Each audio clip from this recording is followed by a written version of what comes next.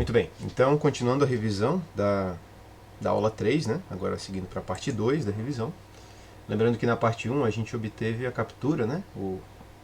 A gente fala captura, mas no caso para o software seria a edição desse esquemático aqui. Isso que a gente está vendo aqui na tela. Que ele corresponde àquele projeto, né, proposto, em que a gente vai construir um contador, né, utilizando como restrição de projeto 7 segmentos. Seria um contador em que ele vai ter um botão, né, e ele vai fazer um incremento cada vez que eu pressionar o botão de uma contagem que vai de 0 até 99. Né? A gente iniciar aqui a simulação, a gente observa, né, que ele já começa no 0, né, e cada vez que eu alterno esse logic toggle, ele vai até o maior dígito possível, né, o maior símbolo decimal, né, o caractere decimal, que seria o 9, e depois ele retorna para o 0. Por quê? Porque a gente está usando um componente TTL chamado 7490, que é um contador de década, né? E esse contador de década gera então a sequência em binário de 0 a 9. Essa sequência em binário a gente observa aqui, né? Se eu aplicar o zoom aqui, ó, lembrando que zoom é scroll, né, para frente, né? O mouse, scroll do mouse para frente. Estou colocando aqui, ó. Se eu giro para trás, para baixo, né, ele dá zoom out, para frente zoom in. E o zoom in acontece exatamente onde está o cursor. Então essa é uma forma também fácil de eu excursionar pelo projeto, né, na área de edição. Se eu estiver nesse canto aqui, por exemplo, quiser ver alguma coisa aqui, dou zoom in nesse canto. Agora eu quero ver a outra parte do projeto. Eu só tenho que fazer zoom out, ir lá com o cursor onde eu quero e aplicar o zoom in. Né? Inclusive isso é interessante, né? Nesse momento a gente sempre reforça de que é muito produtivo a gente usar o Proteus usando um mouse externo. Né? Se a gente for utilizar um computador do tipo laptop, o trackpad, né? O trackball ou o mouse ali do centro do laptop, ele não tem esse recurso, então faz com que fique bem mais complicado. Né? Além da questão de rotacionar componentes, que a gente vai ver mais adiante, né, que é fácil usando o teclado numérico, que está separado, né, o teclado numérico que fica separado aqui no teclado externo. Então, para quem utilizar computador portátil, né, um laptop, é recomendável, né, para quem trabalhar muito com Proteus, e ao longo pelo menos desse semestre vocês vão utilizar, é bem recomendável que se utilize um mouse e teclado externo. Beleza? Muito bem, então só voltando aqui, aí esse foi o projeto que a gente parou, né, o esquemático. Ele está praticamente pronto. Praticamente, ele não está concluído. Por quê? Primeiro porque o nosso contador, segundo o projeto proposto, era de 0 a 99. Então ele vai contar até 99. E esse projeto está contando até 9, correto? Ele conta a unidade. Mas olha que interessante, tá, gente? Se a gente aplicar o zoom aqui, ó, o que a gente observa? Está simulando, né? E eu vou alternar aqui no Logic Toggle, né? Vermelho, nível lógico alto, azul, nível lógico baixo. Cada vez que é uma transição de alto para baixo, ou borda de descida, né? Esse é um conceito de eletrônica digital, mas a ideia é que na borda de descida ele faz o incremento da contagem aqui na saída. Nesse momento, vermelho, vermelho nos menos significativos, azul, azul nos mais significativos. Seria 0, 0, 1, 1, 3 em binário. E é o que a gente está observando aqui no display. Pressiono, não mudou, continua 0, 0. 1, 1. Quando eu solto, foi para nível lógico 0, incrementou. Tá vendo? E quando chega esse momento, 0, 1, 1, 1, 7, correto? Mais uma vez, estouro das 3 casas, e aí a gente incrementou o Q3, que é o mais significativo, 8. 9, e aí desce para 0. O que a gente observa, uma coisa interessante, é que esse Q3, ele faz uma transição de 1 para 0 em toda a contagem de 0 a 9. Observe, enquanto está em 0, enquanto o caractere 0 está sendo exibido, Q3 está azul. Azul, azul, continua azul, até chegar no 7. Veja que o Q3 está azul, quando eu for para 8, ele fica vermelho, porque 8 em binário é 1, 0, 0, 0, 1, 0, 0, 0, né? 9 é 1, 0, 0, 1, e agora, como ele é um contador de década, ele volta a zerar. Então, apesar de Q3 estar vermelho, quando for para 0, ele volta a ficar azul, né? Volta ao estado de 0 em binário. Ou seja, há uma transição e uma contagem de 0 a 9. Ou seja, se eu pegar esse bloco aqui, ó, eu vou parar a simulação, eu vou mostrar para vocês o que a gente pode fazer. Eu vou copiar todo esse bloco aqui, estão vendo? E eu viro aqui em cima no Proteus, a gente tem uns retângulos azuis aqui, que são o seguinte, são as formas de eu editar em bloco, tá? Eu posso apagar um bloco, que seria o equivalente a eu selecionar tudo e apertar o delete do teclado, tá? Eu posso rotacionar um bloco, então eu vou fazer ele girar, em alguns projetos isso pode ser interessante. Mover o bloco, se eu clicar aqui eu consigo mover, ou copiar um bloco, que seria o equivalente ao Ctrl+C, Ctrl+V de outros programas. O detalhe é que Ctrl+C, Ctrl+V funciona bem em algumas versões do Proteus. Eu já usei as versões 8, ponto alguma coisa, né? 8, as versões 7, funcionava, mas nas versões 6 não. O Ctrl+C, Ctrl+V não funciona igual a cópia de bloco. Então eu sempre recomendo a gente partir para esse recurso, tá? Copiar bloco. Quando eu cliquei em Block Copy, vocês observam que agora está em lilás, né? Como se fosse a sombra para eu carimbar todo o bloco. Então eu posso colocar aqui embaixo, olha o que acontece. Tá vendo? Eu cliquei e colei um bloco, fiz uma cópia. Vou clicar com o botão direito do mouse para não carimbar novamente. E o que eu fiz agora foi uma cópia do bloco anterior. Observem, por que eu disse que é interessante usar o Block Copy, que funciona em qualquer versão do Proteus. Qual que é o CI U1? Lembrando, essa denominação aqui, a letra é o tipo de componente, o número é em sequência. Num projeto não haverá dois componentes chamados U1, porque essa é a identificação desse componente no projeto. Pode ter mais um 7447? Pode, mas nenhum deles pode ter o mesmo ID, tá? Apenas um deles é o U1. O CI2 desse projeto é o 7490, porque a gente começou pelo 7447, depois foi para o 7490. Olha quando a gente fez o block copy o que aconteceu. O 7447 da segunda, da cópia, né, ele não é o U1, ele é o U3, porque é o próximo CI da sequência. Enquanto o U4 é o segundo 7490. Então, apesar de serem CIs do mesmo tipo, ele criou identificações separadas. Em versões de Proteus 6 e anteriores, se eu utilizasse o recurso Ctrl+C, Ctrl+V ao invés do block copy, ele manteria o 1 para todos os dois componentes, o 2 para todos os dois. Ou seja, na hora que eu criar essa cópia, usando Ctrl+C, Ctrl+V nas versões antigas, ele não cria rótulos distintos, identificações distintas, perdão. E o ID sendo igual, eu não consigo gerar a placa lá na frente. Tá? Então é muito importante ele ter IDs individuais, o Block Copy permite isso. Vocês observam que ele fez a mesma coisa para os resistores, né? Haviam 7 resistores aqui, de R1 a R7, que são os resistores que a gente colocou para limitar a corrente do display. E o primeiro resistor do segundo display é o que? O R8 e o último R14. Então ele renomeou todos os componentes. É um trabalho que, dependendo do projeto, quando a gente copia um bloco, né, é um trabalho considerável. Se eu usar o Block Copy, ele já faz então esse rearranjo dos rótulos. Provavelmente a gente vai fazer algumas revisões extras de Proteus. Uma delas lá na frente a gente vai tratar sobre esse recurso, né, de que a gente pode inclusive readequar os rótulos, enfim. Tem alguns recursos avançados, mas nesse momento o Block Copy já atende bastante o que eu queria mostrar para vocês. E olha só que interessante, eu copiei todo o bloco menos o Logic Toggle. Por quê? Porque o Logic Toggle, como a gente lembra, né, ele está aqui no Clock A e é aqui que faz o incremento da contagem, correto? E como eu falei para vocês, para incrementar a contagem é na transição de 1 para 0. Tá vendo? Eu vou ligar de novo. Vocês observam que o de baixo aqui não tem Logic Toggle, então só tem no primeiro. Olha o que acontece. 1, quando eu descer para 0, incrementa 1, correto? Então olha que interessante. Se eu pegar aqui e... Lembra que eu falei que o Q3 ele faz uma transição numa contagem de 0 a 9? Então se por um acaso eu pegar aqui, ó, o clock, deixa eu puxar isso aqui para o lado só para a gente não ver que ele está ligado, né? Tá vendo o clock A do segundo bloco, né, o bloco que eu copiei? Se eu vier aqui, ó, pegar ele e ligar aqui no Q3 do primeiro. Posso fazer isso? Claro que posso.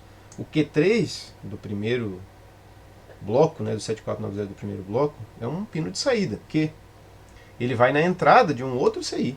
Tá? Essa é a conexão entre os dois blocos. Mas o interessante é, essa contagem aqui vai ser incrementada apenas quando o Q3 fizer a transição de 1 para 0. Isso acontece quando? Quando esse primeiro faz a transição de 9 para 0. Então olha o que acontece na prática. Está simulando e eu vou lá. Clico uma vez, 2, 3, 4, 5, 6. Eu vou até dar um zoom aqui, para a gente ver isso mais de perto. 7, 8. Veja que o Q3 ali ficou vermelho. Se o Q3 ficou vermelho, aqui, vocês observam que o clock A também ficou vermelho. Tá vendo? O clock A ali está vermelho. 9, 0. Quando foi para 0, o Q3 aqui desceu de vermelho para azul, ou seja, foi a transição de 1 para 0 dele, e incrementou a segunda contagem. Ou seja, o que a gente implementou agora na prática foi o quê? Foi um incremento da segunda casa, posicional, né? Então isso aqui a gente diria que seria a dezena. Foi uma dezena em relação ao primeiro. Ou seja, agora sim a gente pode contar de 0 a 99. Se eu continuar apertando aqui o logic toggle do primeiro, né, a gente observa que ele vai lá, vai 20 e assim por diante. Então esse cara passa a ser a unidade da minha contagem, esse aqui é a dezena. Na hora de eu fazer minha placa, ou eu posso até rearranjar nesse momento, mas enfim, a ideia é que esse cara aqui vai ser a unidade e esse cara aqui é a dezena, certo? Muito bem. Porém, tem um recurso aqui ainda nesse projeto que a gente tem que modificar, pelo menos um, que é o Logic Toggle. Tá? Como eu falei para vocês lá no primeiro vídeo, o Logic Toggle não é um recurso real. Não existe um componente que faça isso, um único componente, né? Eu posso ir lá numa loja de eletrônica e comprar, que faça a transição de estados lógicos 0 e 1. Isso aqui é um recurso do Proteus de simulação. Eu posso construir isso de alguma maneira? Claro que sim. E é o que a gente vai ver agora. Prestem atenção. Eu posso pegar esse cara aqui e eliminar ele no projeto. E eu vou colocar aqui no lugar dele uma chave. Primeira coisa, tá? Eu vou pegar uma chave. Então eu venho aqui, lembrando, né? Na aba Componentes do meu Proteus, no modo Componente, clicar na letra P e vou procurar uma chave, tá? Chave em inglês, switch. De cara, ele já me aparece com essa chave aqui. Vamos usar ela por enquanto, tá? Ele selecionou aqui o switch. Opa, perdão, deixa eu escrever de novo. Switch. H. Se eu clicar em OK direto, ele selecionou ela aqui, ó. Tá aqui embaixo. Clico 2 vezes. Clico em OK. Tá aqui o switch na minha área de... Aqui na minha lista de componentes, tá? O que eu faço agora, gente? Eu pego essa chave e vou colocar aqui. E vou fazer o quê? Eu vou ligar ela no clock, né? No clock A do meu... No clock A do meu primeiro contador. E aí eu vou ter a chave, então, alternando entre aberto e fechado em relação a quê? Alguma coisa. Tem que escolher agora um estado, né? Eu vou botar nesse momento em relação ao GND. Então eu venho aqui, ground. Coloco um GND aqui. Lembrando que eu fui para o modo terminal, né? Terminal mode.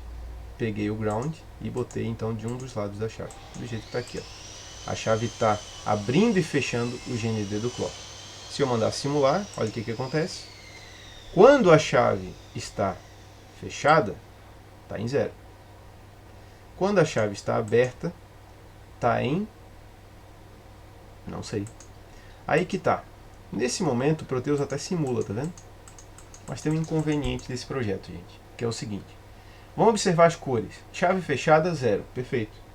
Chave fechada, 0, azul, porque em GND a gente tem um potencial equivalente a 0 volt, correto?